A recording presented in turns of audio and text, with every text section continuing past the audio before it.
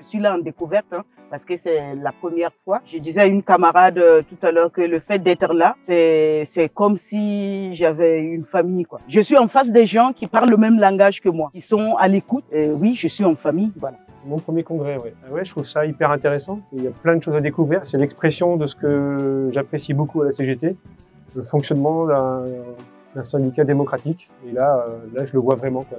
Ouais, c'est chouette. Alors, ce que j'ai aimé, c'est la camaraderie, l'esprit de cohésion. Évidemment, on sent les luttes de chacun et l'implication de chacun dans la défense de son point de vue.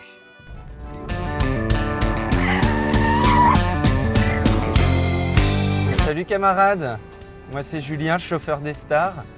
J'ai amené et ramené à la gare tous les camarades qui arrivaient de Paris notamment et en train.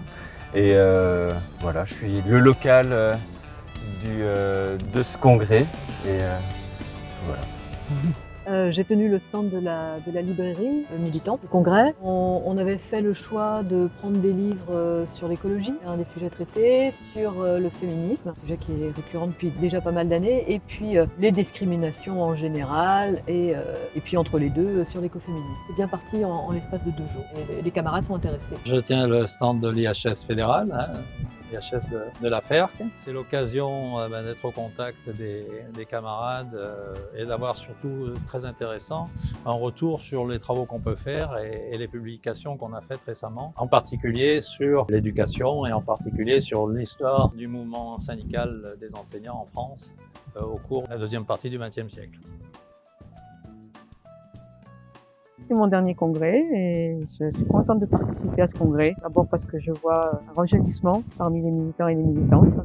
Et puis, je vois l'aboutissement de certaines choses auxquelles j'ai pu participer. Par exemple, le travail de la collective, c'est quelque chose qui me tient à cœur puisque j'étais co-animatrice de la collective. J'ai fait partie des fondatrices de cette collective et en présentant le rapport de situation comparé, eh bien, j'ai pu voir que on avait progressé dans la syndicalisation des femmes et dans la place des militantes dans notre organisation.